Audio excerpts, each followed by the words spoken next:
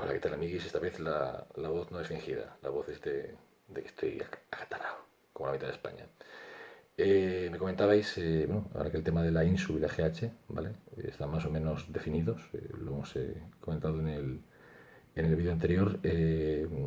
Nos queda un poquito ese elemento mágico, ¿no? Es como el bosón de Higgs, el elemento de Dios. ¿Por qué? Porque cuando realmente decir la GH no era tan exótica y la INSU se conseguía en casi cualquier farmacia, en fin, no era algo tampoco muy complicado de conseguir, surgió el nuevo, ¿no? La nueva sustancia mágica que era lo que realmente hacía que la gente... y esto es relativamente falso, ya que el jefe 1 sí que es verdad que se ha empleado y se sigue empleando en sitios donde realmente hay una capacidad económica altísima, ¿no? Pero la mayoría de atletas, incluso a muy muy alto nivel, pues o bien no usan IGF-1, no voy a decir real, pero IGF-1 es decir, del que hablaremos hoy, o bien usan otra versión, ¿vale? O directamente es decir, ponen todos sus huevos eh, en la cesta de la insulina y de la GH. Realmente es decir, el IGF-1 es ese plus, pero no es esa partícula mágica, ¿no? Es decir, eso que un poco es decir, vimos con todo el boom de las páginas que vendían péptidos y demás. No, el IGF-1 que vamos a hablar hoy es el RH-IGF-1. Esto es el IGF-1 que proviene de ADN recombinante humano, ¿vale? Y de estos no hay muchos. Entonces todo lo que veáis en páginas de péptidos de LR3 no estamos hablando de este IGF-1. No, es que el LR3 es mucho más potente porque tiene no, eso será en la fantasía unicórnica de algunos, pero no es, por desgracia no es real. Si es verdad que ha ido circulando a un tipo de sustancia, nunca, nunca, nunca hemos sabido, para que veáis también un poquito la seguridad que tenemos a la hora de comprar según qué cosas por internet. O sea, que muchas veces decimos, sí, hay algo que hace un efecto muy extraño, pero no sabemos cuál es, siempre lo han vendido con mi jefe 1, pero cuando lo usábamos era un poco como, no te sabría decir exactamente decir cuál es la función que hace, lo único es decir que genera unos bombeos, algo muy, muy extraño. Y desde luego decir RH y jefe 1 no era por una cuestión de costes, porque nadie te va a vender IGF-1, RH GF1, es decir, barato, ¿no? Entonces, bueno, pues un poco decir porque las marcas Green Market de péptidos ofrecían IGF-1 muchas veces que sí que tenía efectos, pero no los esperados, en fin, más luego todo el proceso de mitificación que se hace mucho en culturismo, no, realmente lo que nos separa de los pros es el uso de IGF-1. No, vale decir, no, obviamente no. IGF-1 RH, vale decir, RH IGF-1, como tal, hay una marca Ipsen, vale decir que el nombre del fármaco es el famoso Increlex, vale decir que se ha asociado mucho a todo el tema de Kuwait, etcétera, ¿no? Y en parte, pues no van mal encaminados, ¿no? El IGF-1 en sí, ¿qué narices hace, no? Es cierto decir que todo el potencial anabólico que pueda tener el IGF-1 viene en parte decir, de su mismo origen, ¿no? Cuando realmente decir, alguien emplea una cantidad de exógena altísima de GH, acaba derivando una cantidad muy alta de IGF-1, ¿vale? Si bien la proporcionalidad, esto es el ratio entre GH e incremento, entre GH y IGF-1 no es proporcional y siempre la GH respecto al valor exógeno será mucho más alto que el IGF-1, lo cual quiere decir que realmente si queremos el IGF-1 disparado, o el IGF-1 es decir, que ejerce una función anabólica per se, emplear la GH decir, como mediador, quizá, y esto es algo teórico, pero quizá no sea la mejor opción, ¿no? ¿Por qué? Porque también existe IGF-1 aplicado de manera directa. Entonces los niveles de IGF-1 serán disparatados, incluso con respecto a la GH. ¿Por qué? Porque la GH no solamente es un precursor de IGF-1, no. La GH tiene unos efectos directos, ¿vale? Entre los cuales está, al pasar por el hígado, generar IGF-1. Pero GH tiene unos efectos propios y el IGF-1 tiene otros efectos propios. Esto es, también generan, digamos, simbiosis y efectos sinérgicos, interacciones, etc. El IGF-1 como anabólico per se es bastante potente. El IGF-1, el RH, el Increlex. O sea, estamos hablando en todo momento del Increlex, no de ¿vale? No de péptidos, no, Increlex. Siempre se ha hablado de que tiene un potencial como anabólico muy, muy, muy marcado, ¿vale? pero sobre todo, daba ese plus, ese extra, ese empujoncito mágico a aquellos que empleaban insulina y hormona de crecimiento. ¿Por qué? Os preguntaréis. Porque si visteis el vídeo anterior, tanto la INSU como la GH, finalmente lo que generan es una resistencia a insulina. Entonces, tanta insulina de manera reiterada. La hormona del crecimiento, es decir, también genera una resistencia a la insulina, es decir, por su acción, con lo cual al final, aunque se combinen y todos los pros y contras de la GH los revierten en insulina y viceversa, hay un elemento que da por el saco y es el tema de la resistencia a la insulina. Obviamente, es decir, pues se puede mitigar empleando biguanidas, de acuerdo, pero generalmente, eso también sufrirá. Finalmente, es imposible, de manejar hasta el punto, de que no se puede revertir. Al final hay que levantar fuertemente el pistón, sobre todo en INSU. La INSU no se puede mantener mucho tiempo, sino al final también favorece ciertos disconforts o ciertas. Aquí ya entrará quien diga, no, realmente yo no. Bueno, yo soy insulina, parece bastante obvio decir que mucha gente ha tenido problemas para controlar distensiones abdominales, incluso con GH coadyuvante o usando GH al mismo tiempo. La grasa finalmente se dispara. Siempre, ¿por qué? Porque la resistencia a la insulina hace acto de presencia, en fin, es complicado, ¿no? Entonces, ¿qué ofrece el IGF-1 extra? Pues ofrece decir que si os vais a estudios, no estudios teóricos, no, o sea, hemos cogido a un sujeto que por X circunstancias tiene resistencia a la insulina, ya sea por diabetes tipo 2, ¿vale? O gente que tiene resistencia a la insulina, es decir, por diferentes enfermedades concretas o síndromes que le hacen tener resistencia a la insulina, ¿vale? Todos se englobarían dentro de los sujetos que están expuestos a una alta resistencia a la insulina. Pues bien, esta gente que tiene alta resistencia a la insulina y ha sido tratada de algún modo con IGF-1, con Increlex, vieron cómo realmente su resistencia a la insulina se regulaba, se mejoraba drásticamente, es decir, con la inyección de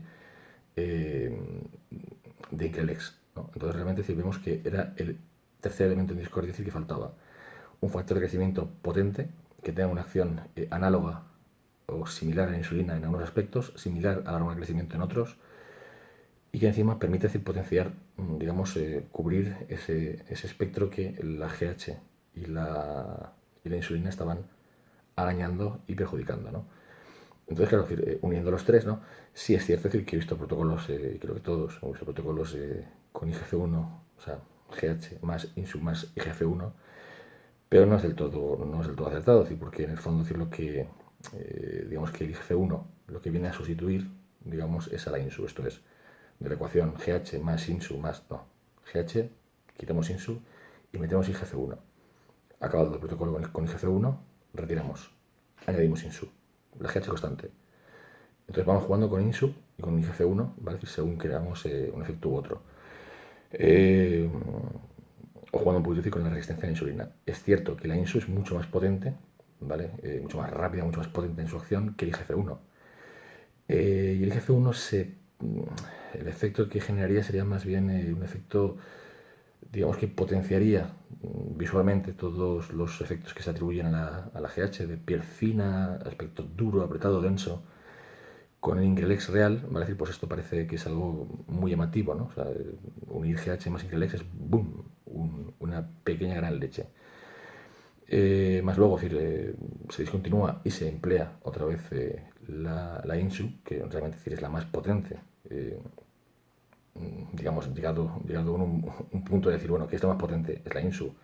Entonces, bueno, pues poder descansar de la INSU mientras se usa IGF-1 para luego volver a la INSU, genera realmente una serie de una capacidad para poder, digamos, bombardear al cuerpo con varias sustancias.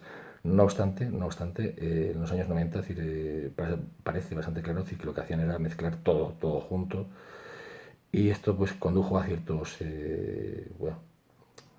distensiones abdominales. No digo que sea la causa directa, pero desde luego no favoreció. Pero como todo, cuando realmente aparece un nuevo elemento, no, pues se usa todo junto y ya está.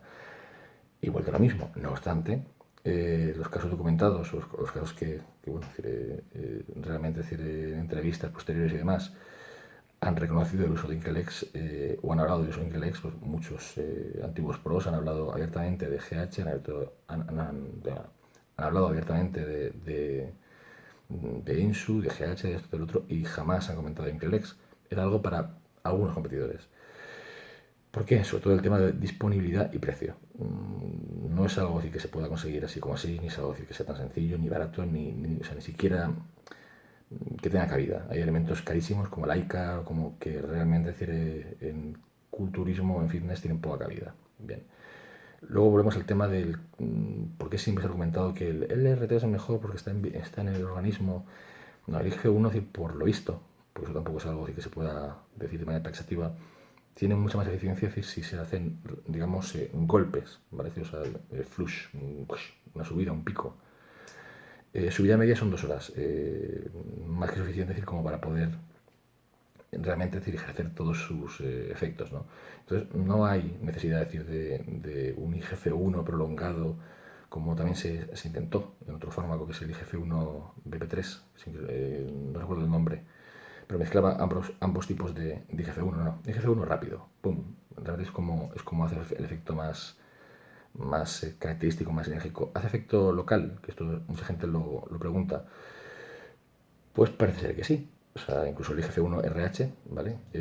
Parece tener un efecto sistémico, obviamente, pero también local. De hecho, es decir, si se ha visto en implantes cocleares cómo se emplea IGF-1 para, para poder generar, para poder, bueno, una serie digamos, de requisitos que a alguien que tiene un implante coclear pues le viene bastante bien. Pero es en base a eso en lo que podemos ver que el IGF-1 puede tener efectos directos. ¿El cómo? Bueno, pues habría que entrar si realmente, es decir, es el IGF-1 o este IGF-1 de manera, antes de venir sistémico, interacciona y puede generar un efecto que se tiene en cascada, ¿no? O sea, formando pues, elementos como el Mechanic Growth Factor, además, esto es demasiado complejo y tampoco vamos a entrar demasiado en ello. Luego, ¿por qué no se usa entonces el Increlex? O sea, ¿por qué no ha tenido este desarrollo? Bien, a diferencia de la GH, cuya síntesis basada en E. coli pues parece que es relativamente, porque digo, relativamente sencilla, esto sí que se ha visto, GH China, que pueda tener una calidad cuasi, o bueno, una calidad, digamos, aceptable, o mismamente ser GH, el IGF-1 RH, el RH IGF-1, no, el Increlex no se ha visto fuera de Ipsen o de, digamos, de las marcas que lo comercializan legítimamente en farmacia o en este caso en hospital. Problemas, un cálculo aquí un poco chapucero que he hecho, pero para que os deis cuenta de por qué es tan caro, ¿no? Y de hecho, es decir, o sea, mismamente en foros, una marca underground decía tener los medios para poder desarrollar RH y GF1. Bien, no seré yo quien lo ponga en duda, porque fueron ellos mismos. Luego, al ver un poquito las dosis que hacían falta, decir, para poder ser efectivo, dijeron, vale, pues barato no lo podemos ofrecer. Entonces dices, ostras, incluso una empresa underground quiere vender IGF-1 underground y no puede por los costes. Dices, joder, pues no sé, desconozco realmente decir si el proceso de síntesis es tan caro. Decir, por lo visto, sí, ¿vale? Pero bueno, he hecho aquí un cálculo un poco on the morning y he puesto la presentación que tenemos nosotros en Estados Unidos es la de 40 miligramos, ¿vale? Es decir, de Ipsen. No hay realmente muchas más variantes dentro del IGF-1, ¿vale? Es decir, luego sí que hay variantes con IGF-1 y PP3, olvidadlo. 40 miligramos, bien. 40 miligramos cuestan en el mercado español 696,94 euros, ¿vale? Os quedáis con la cifra. 40 miligramos cuestan 700 pavos. Bien. Aquí tengo la media que he hecho para un tío de 90 kilos, ¿vale? Un culturista promedio. Necesitaría decir, para su peso se barajan diferentes dosis, pero digamos que la dosis prescrita decir, para alguien de 90 kilos sería a 0,12 miligramos por kilo, pues serían multiplicarlo, 9,6 miligramos. Y el patrón de uso serían 2 veces por día, perdón. Entonces, en un día, ¿vale? Es decir, se habría pulido 9,6 por 2, 9,6 por 2, es que soy de letras, no. Pues obviamente, decir, serían 20,2, sí, 20,2 miligramos. nos habríamos pulido en un día la mitad de los 40 miligramos. Ostras, o sea, 300 euros en IGF-1.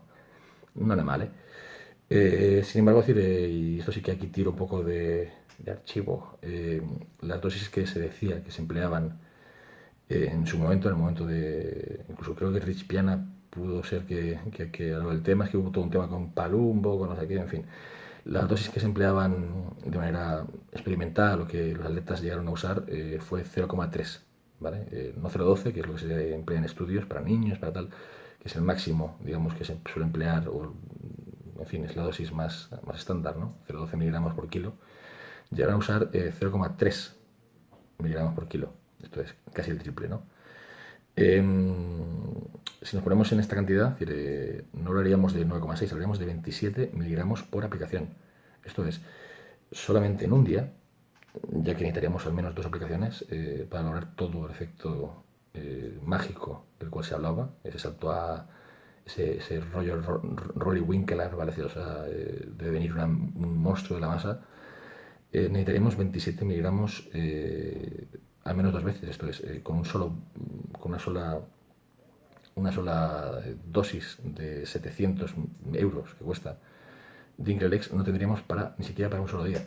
Entonces, pues calculad, 700 euros por el tiempo por los días que queráis usarlo. ¿Queréis usarlo 10 días? Pues 700 por 10, 7.000. ¿Queréis usarlo 30 días? Pues hacer cálculos. Sería usar eso, 700 euros de algo, 700 euros de algo al día. Obviamente, si no todos los bolsillos están preparados para semejante inversión, sobre todo porque este es un deporte, como siempre digo, de gente clase media, cuando no baja media, es decir, es que estamos pelados.